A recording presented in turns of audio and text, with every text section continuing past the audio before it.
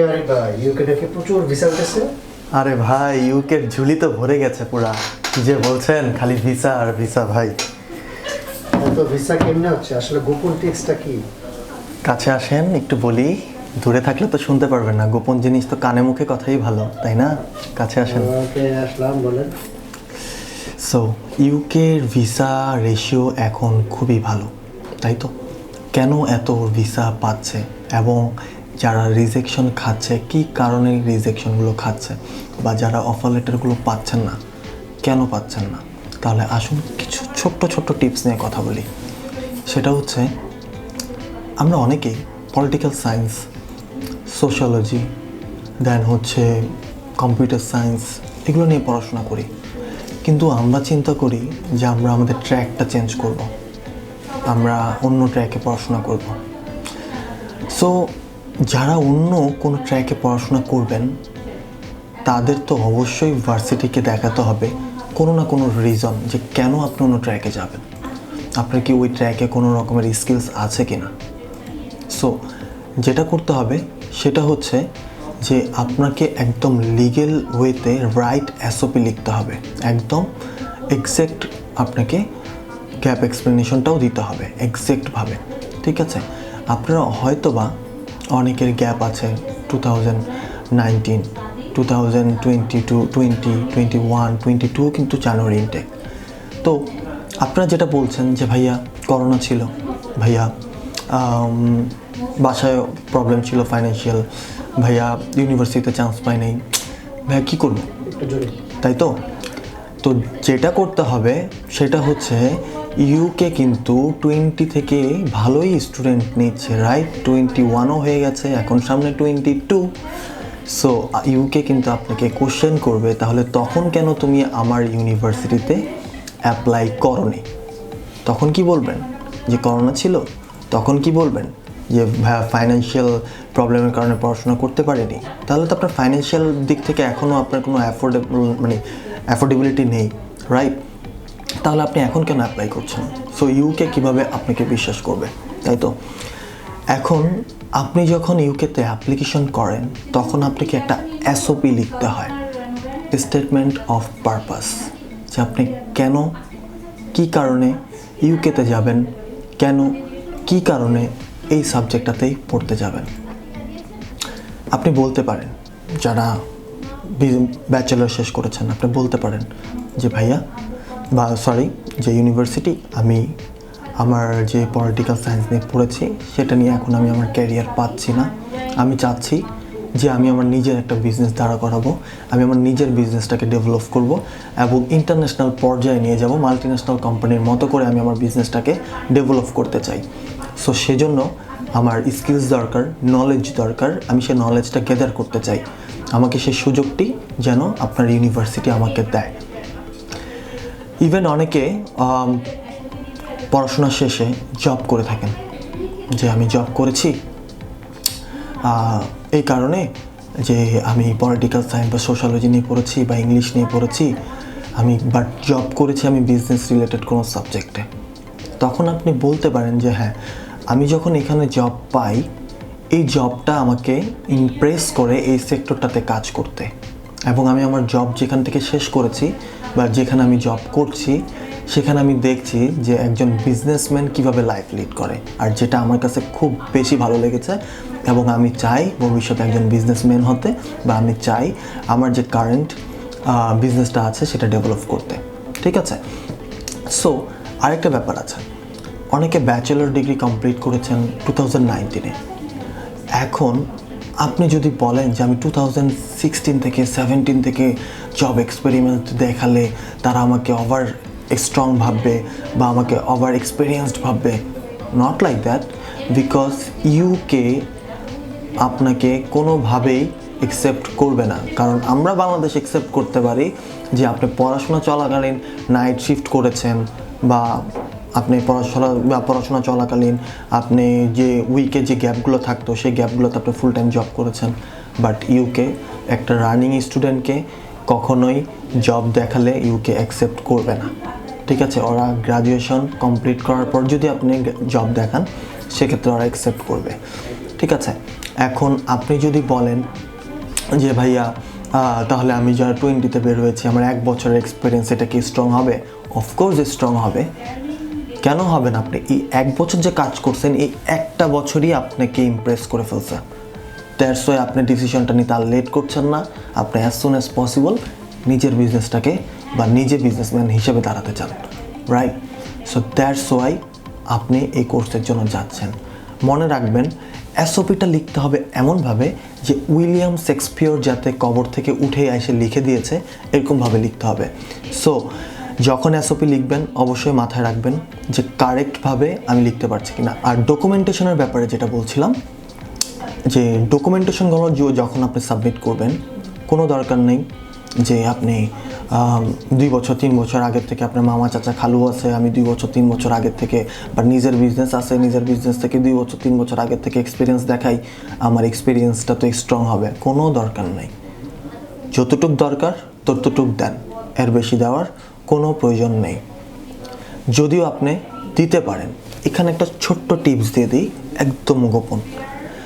আপনি আপনার প্রোফাইলটা যেহেতু ভাবছেন যে আগে থেকে দিলে স্ট্রং করা যায়, তাহলে যেটা করবেন, 2016 সাপোজ আপনি 2019-এ ব্যাচেলর কমপ্লিট করেছেন, আপনি 17 থেকে ওয়ার্ক এক্সপিরিয়েন্স দেখাচ্ছেন, বাট 70 থেকে 19 পর্যন্ত আপনি পার্ট টাইমার হিসাবে কাজ করেছেন। আফটার দ্যাট যে কোম্পানি আপনাকে আপনার পারফরমেন্সের উপর বেস করে আপনাকে ফুল টাইম অপরচুনিটি দিয়ে দিয়েছে, তার মানে আপনি কোম্পানিকে খুব ভালো সার্ভ করেছেন।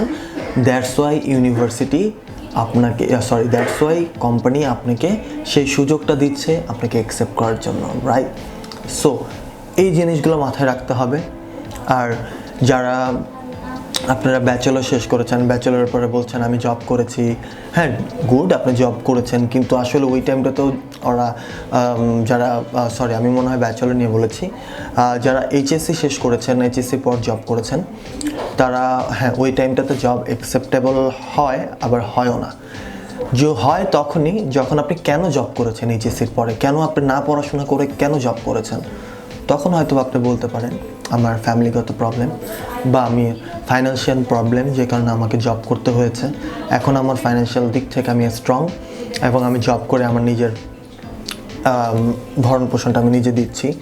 সো তখন আপনাকে ওরা সাপোর্ট করবে যে না, স্টুডেন্টটা আগ্রহী ছিল আর এই কারণে সে তার ট্র্যাকটা ধরে রেখেছে, সে তার ট্র্যাকেই আছে, সে পড়াশোনার পরে সে ঝামেলার সময় সে কাজ করেছে, এখন তার ঝামেলা শেষ, এখন সে তার ট্র্যাকে আবার ফিরে আসছে এবং সে ব্যাচেলর করতে চাচ্ছে, রাইট?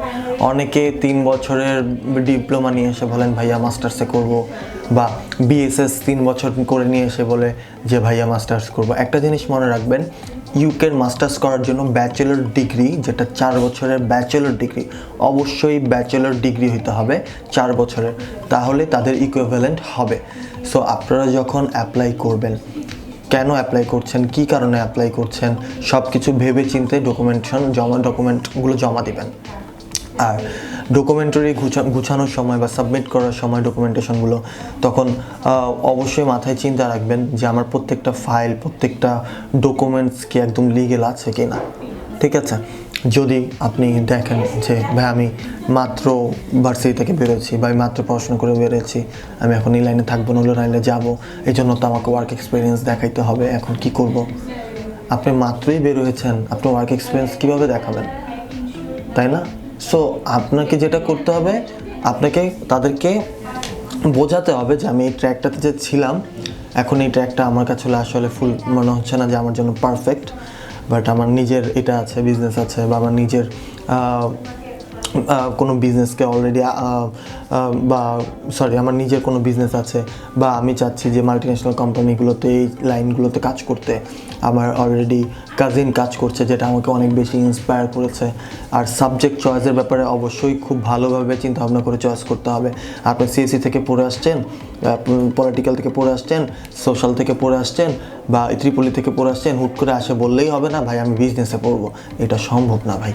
অবশ্যই আপনাকে বলতে হবে যে আমি এই কারণে আমি এই সাবজেক্টটা পড়বো, ঠিক আছে? সো যেটা করতে হবে, যে যারা ইংলিশ নিয়ে পড়েছেন, সোশ্যাল নিয়ে পড়েছেন, তারপর হচ্ছে যারা আপনারা অলরেডি টিচিং প্রফেশনেও আছেন, আপনারা চাইলে কিন্তু এডুকেশনটাও সিলেক্ট করতে পারেন। এডুকেশন দিয়ে একটা কোর্স আছে, সেটাও সিলেক্ট করতে পারেন। তারপর যারা ইংলিশে পড়াশোনা করেছেন, টিসল নামে একটা কোর্স আছে, সেটাও আপনারা সিলেক্ট করতে পারেন। ঠিক আছে, সো অবশ্যই আপনাকে অল ওভার থিংস মাথায় রেখে কাজ করতে হবে। এটা বাংলাদেশেও কিন্তু এখন বললেই অ্যাডমিশন পাওয়া যায় না। So this is British.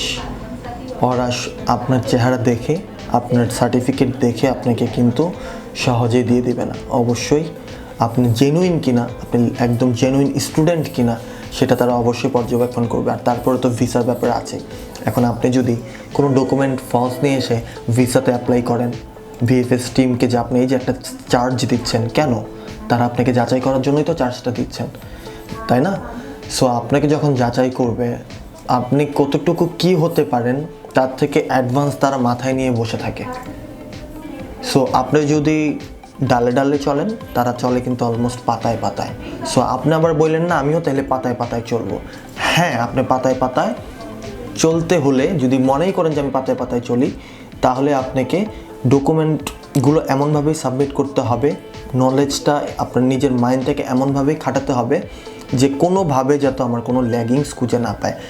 দেন যদি আপনি ভিসা পেয়ে যান, তাহলে বুঝতে হবে যে আপনিও চলেন পাতায় পাতায়।